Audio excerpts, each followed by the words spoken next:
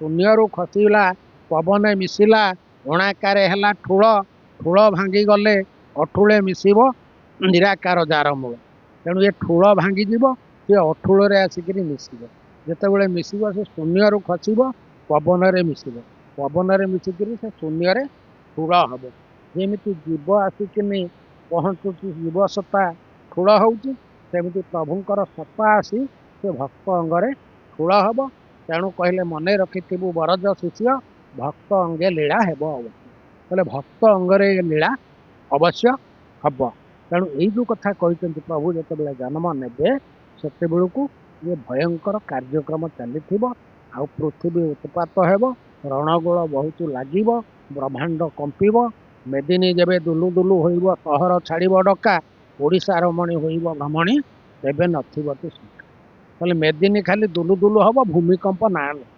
मेदिनी दुलु दुलु हम सहर डका छाड़ सहर केमी डका छाड़ ना मेदिनी दुलु दुलु हम ये भूमिकंप बेल्ट खोलला से भूमिकंप बेल्ट खोल ये स्केल माप हो ना ये 4 पॉइंट हम ये 7 पॉइंट हम ये 6 पॉइंट हम थरा उठू ये जो भयंकर थरा उठब यही बेले प्रभुंर शक्ति मर्त्य को ओह्लैब जिते मर्त्य को ओह्लैब ताकू कहीं जापर अभय पंजर महिमा मंजर महिमा के कही पारी कोटि कल्पे ब्रह्मा चिन्ह पारे आसबेटी मर्त्यपुरी जहाँ को कोटि कल्पे ब्रह्मा चिन्ह पारे से मर्त्यपुर को पहुँचे आउ ये शक्ति पहुँचब ना बेसी दिन है निकट कलिजीव उपसरी सर्वे एक मुखे डाकिबे निश्चय जय रामकृष्ण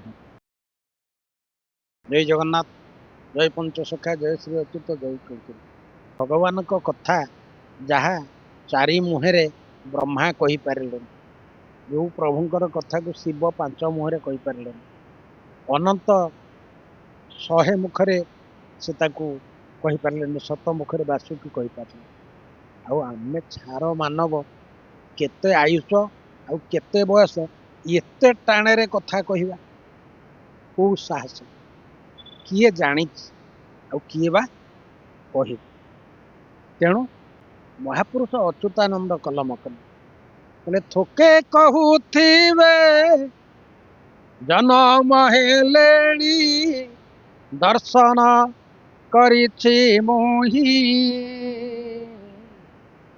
थोके कहूथिबे जन्म हेबे प्रभु ठार गार बुझ तुही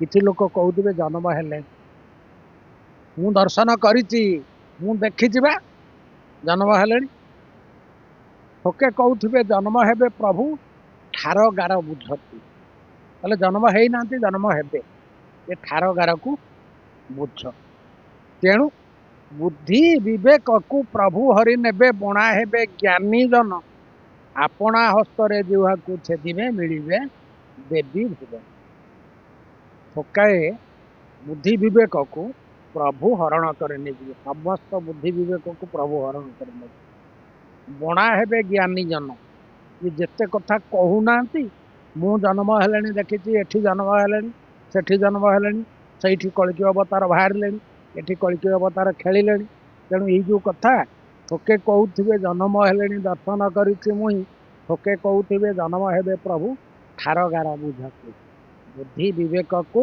प्रभु हरि नेबे बणा हेबे ज्ञानी जन आपणा हस्तरे जुहा को छेदिबे मिलिबे देवी ये जेते कहंता जेते बहंता श्रोता बकता हय पड़े नीचे मात्र आत्मज्ञान जे अभ्यासी थे पणत पाइबे से आज गोटे कथा आलोचना है आज हूँ पुष्याभिषेक दिन पुष्य पूर्णिमा ये जो पुष्या पूर्णिमा भितर आम पहुँचे नेमाल पीठरे बहुत सन्थ महंत भक्त एकाठी होते गोटे कथा आज कहले आज्ञा ये मालिका कथा कही कहीकि बहुत गले केते कथा कहीगले किसी तो होनी आ किसी तो हैनी हब कौन आईनी कौन आउची कौन किए बुझे आ किए जान सेमती प्रभुंकर जन्म कथा किए बा जान आ किए बुझ किए भाव कि चिंतब ତେଣୁ କେହି ଜାଣିପାରିବେନି, କେହି ଜାଣିପାରିବେନି। କିନ୍ତୁ ଜାଣିବେ କିଏ? ନା ଯୋଉମାନେ ଜାତ ସ୍ମର ଭକ୍ତ, ଯୋଉମାନେ ଚେତନ ବ୍ୟକ୍ତି ଭକ୍ତ, ଯୋଉମାନେ ଜ୍ଞାନୀ ଭକ୍ତ, ସେଇମାନେ ହିଁ ଜାଣିବେ। ଖାଲି ଜ୍ଞାନୀ ହେଲେ ଜାଣିବେନି, ଜ୍ଞାନୀ ଭକ୍ତ ହେଲେ ଜାଣିବେ। ତେଣୁ ଜ୍ଞାନ ଥିବ, ଭକ୍ତି ଥିବ, ପ୍ରେମ ଥିବ, ତାହେଲେ ସେ ଭକ୍ତ ଜାଣିପାରିବେ। ଆଉ ସେଇ ଭକ୍ତ ହଉଛନ୍ତି ପ୍ରଭୁଙ୍କର ଅନ୍ତରଙ୍ଗ ଭକ୍ତ, ଯାହା ଭିତରେ ଜ୍ଞାନ ଅଛି, ପ୍ରେମ ଅଛି, ଭାବ ଅଛି, ଭକ୍ତି ଅଛି। ଯଦି ଏଗୁଡାକ ନାହିଁ, ଖାଲି ଜ୍ଞାନ ଅର୍ଜନ କରିଛି ତାହେଲେ ହେଇପାରିବ। ଖାଲି ଭକ୍ତି ଅଛି ତାହେଲେ ସେ ଜାଣିପାରିବନି। ସେ ହୋ ହୋ ହୋଇକରି ନାଚିବ, କିଛି ବୁଝିପାରିବନି। ତେଣୁ ପାଗଳ ପରାୟତ ସେଇ କୌଣସି ଫଳ। ତେଣୁ ଜ୍ଞାନ ମିଶା ଭକ୍ତି ଯୋଉଠି ଅଛି, ସେଇମାନେ ହିଁ ଏ କଥାକୁ ଜାଣିପାରିବେ କି ବୁଝିପାରିବେ।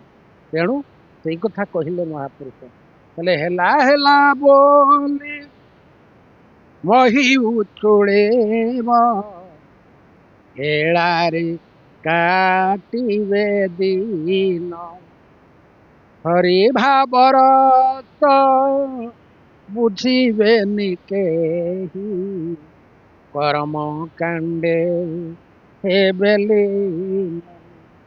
ତେଣୁ ପ୍ରଭୁଙ୍କ ଆସିବା ପୂର୍ବରୁ ତାଙ୍କର ଅନ୍ତରଙ୍ଗ ଭକ୍ତମାନେ, ଏ ପଞ୍ଚ ସଖା ମାନେ, ଦ୍ୱାଦଶ ଗୋପାଳ ମାନେ, ଯୋଉମାନେ ଲୀଳା କରିବେ, ଲୀଳାରେ ଭାଗ ନେବେ, ସେଇମାନେ ଆଗରୁ ଆସି ପହଞ୍ଚେ।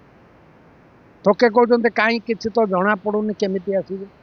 ଯେତେବେଳେ ଗୋପପୁରରେ ଭଗବାନ କୃଷ୍ଣ ଆସିଲେ ତାଙ୍କୁ କେଇ ଜଣ ଜାଣିଥିଲେ? କେହି ଜାଣିନି, କେହି ଜାଣିନଥିଲେ। ଯଶୋଦା କହିଲା ଇଏ ହଉଛି ମୋ ପୁଅ। ଗୋପୀ ମାନେ କହିଲେ ଇଏ ହଉଛନ୍ତି ଆମର କଣ ନା ସାଙ୍ଗ ଆଉ ସାଥୀ, ସୁଦାମ ସୁବଳ ବନ୍ଧୁ ବଙ୍ଗଳ। ଇଏ କହିଲେ କଣ ନା ଆମର ସାଙ୍ଗସାଥି। ମୁନି ଋଷି ମାନେ କେତେ ଜଣ ଜାଣିଥିଲେ। ତେଣୁ ଇନ୍ଦ୍ରପରା ଜାଣିପାରିଲାନି ବୋଲିକିନି ସେ ଯାହା ପାଇଁ କି ଗିରି ଗୋବର୍ଦ୍ଧନ ଧାରଣ ହେଲା, ମହାତୁମୂଳ କାଣ୍ଡ ସୃଷ୍ଟି ହେଇଥିଲା ଦ୍ୱାପର ଯୁଗରେ। ଏ କଥା କଣ ଆପଣ ମାନେ ଜାଣିନାହାନ୍ତି? ପୁରାଣ ମାଧ୍ୟମରେ ଶୁଣିନାହାନ୍ତି? ସବୁ କଥା ତ ଜାଣିଛନ୍ତି। ଟାଣିକିରି ମୁଁ କହିପାରୁନି, ଟାଣେରେ କହିପାରୁନି। କାହିଁକି ନା ମୋର ହାର୍ଟ ବ୍ଲକେଜ ଅଛି। ତେଣୁ ଧୀର ସୁସ୍ଥରେ କହୁଛି, ଆପଣମାନେ ବିଚାର କରିବେ ଆଉ ବୁଝିବେ। ଶାନ୍ତ ମନରେ, ସ୍ଥିର ମନରେ ବିଚାର କଲେ ସମସ୍ତ କଥା ଜାଣିପାରିବେ। ରାମ ଭଗବାନ ଜନ୍ମ ନେଲେ, କେତେବେଳେ ଜନ୍ମ ନେଇଥିଲେ, କଣ କଣ ହେଇଥିଲା ଲକ୍ଷଣ? ପୁରାଣ ପଢନ୍ତୁ, ପୁରାଣ ପଢନ୍ତୁ, ରାମାୟଣ ପଢନ୍ତୁ, ରାମଙ୍କ ଜନ୍ମ ଚରିତ୍ର ବୁଝିଯିବେ। ହରିବଂଶ ପଢନ୍ତୁ, କୃଷ୍ଣଙ୍କ ଜନ୍ମ ଚରିତ୍ର ବୁଝିଯିବେ। ତେଣୁ ମାଳିକାକୁ ତନ ତନ କରି ଖେଳାନ୍ତୁ, ପଢନ୍ତୁ, କଳ୍କୀଙ୍କ ଅବତାର କଥା ଆପଣମାନେ ସମସ୍ତେ ଜାଣିପାରିବେ। ତେଣୁ ମହାପୁରୁଷ କହିଲେ ଆଗ ପଞ୍ଚସଖା ମାନେ ଜନ୍ମ ନେବେ। ତେଣୁ ପଞ୍ଚସଖା ମାନେ ଯେତେବେଳେ ଜନ୍ମ ନେବେ, ଏ ପଞ୍ଚସଖାଙ୍କ ମଧ୍ୟରେ ପ୍ରଭୁ ଆସିବେ। ପଞ୍ଚସଖାଙ୍କ ଭିତରେ ପ୍ରଭୁ ଆସିବେ କଳ୍କୀ ରୂପକୁ ଧାରଣ କରି।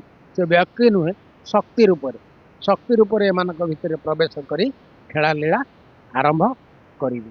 ସେତେବେଳେ କଣ ହବ ନା, କହିଛି ଏ କଥା ବହୁତ ଦିନ, ବହୁ ଏପିସୋଡରେ କହିଛି, ଆଜି ବି ଗୋଟେ ଧାଡି କହୁଛି। ହେଲେ କଣ ହବ ନା, ଏଇ ଯୋଉ କଥା କହିଲେ ଋତୁ ପକ୍ଷିଏ ମନେ ରଖ, ଋତୁ ପକ୍ଷିଆରେ ମନେ ରଖିବ।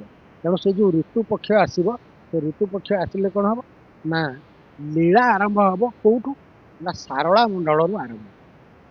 ଏଇ ଯୋଉ ଠିକଣା କହିଲେ, ଏ ଠିକଣା ହେଲେ ସାରଳା ମଣ୍ଡଳରୁ ଏ ଲୀଳା ଆରମ୍ଭ। ଆଦ୍ୟ ଉଦୟଗିରି, ମଧ୍ୟ ଦେଶେ ପୁରୀ, ଭକତ ମାନବ ଦେହେ, ସାରଳା ମଣ୍ଡଳରୁ ଚମକ ପଡିବ ମୋର ବଟ ଫୁଟ। ତେଣୁ 16 ମଣ୍ଡଳ ଭିତରେ ପ୍ରଥମ ମଣ୍ଡଳ କରିଛନ୍ତି ସାରଳା ମଣ୍ଡଳ।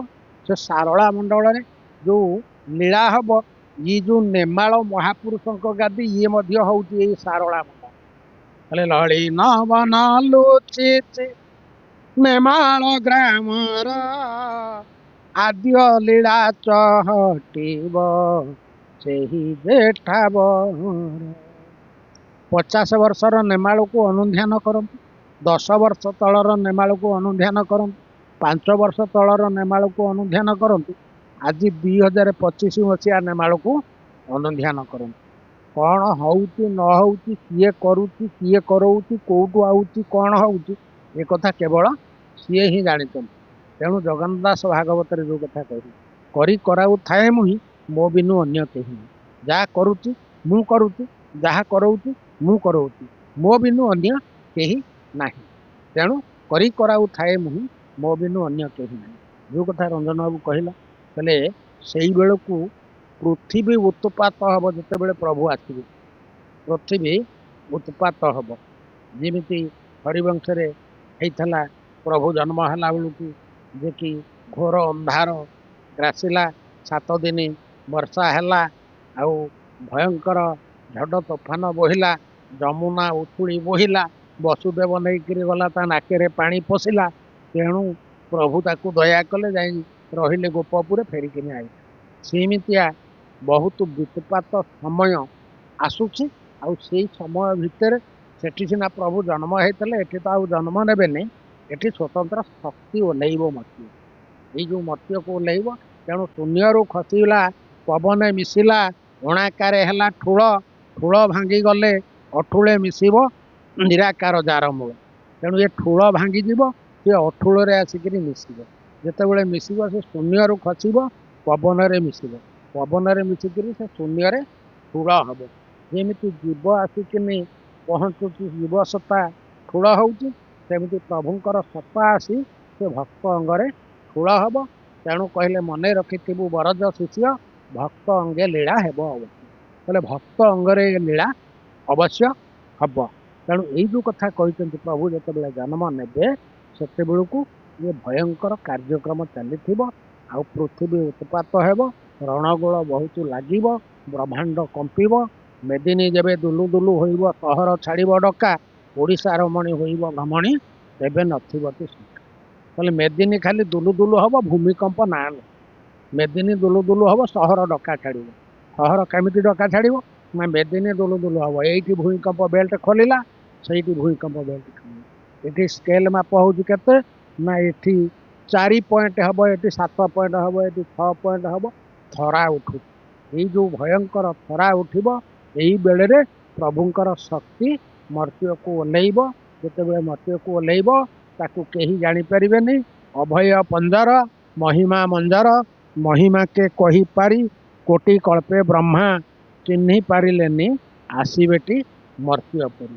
ଯାହାକୁ କୋଟି କଳ୍ପରେ ବ୍ରହ୍ମା ଚିହ୍ନି ପାରିଲେନି, ସେ ମର୍ତ୍ତ୍ୟକୁ ପହଞ୍ଚିବେ। ଆଉ ଏ ଶକ୍ତି ପହଞ୍ଚିବ ନାହିଁ। ବେଶୀ ଦିନ ହେଲାଣି ନିକଟ କଳିଯିବ ଅପସରି, ସର୍ବେ ଏକ ମୁଖେ ଡାକିବେ ନିଶ୍ଚୟ, ଜୟ ରାମକୃଷ୍ଣ। ତେଣୁ ଯାହା ହଉ, ଆଜି ତ ସମୟ ହେଇଛି, ବାଣିକି ଏଇଠି ବିରାମ ଦେବା। ପୁଣି ଆମ ସହିତ ଯୋଡ଼ି ହେଇ ରହିଲେ ଆଗାମୀ ଅଧ୍ୟାୟରେ ଆଉ ଏକ ସ୍ଥାନରେ ସାକ୍ଷାତ ହେବ। ସେ ଯାଇ ବାଣିକି ବିରାମ ଦେଉଛି। ଜୟ ଜଗନ୍ନାଥ, ଜୟ ପଞ୍ଚସଖା, ଜୟ ଶ୍ରୀ ଅଚ୍ୟୁତ, ଜୟ କଳିଚୁର।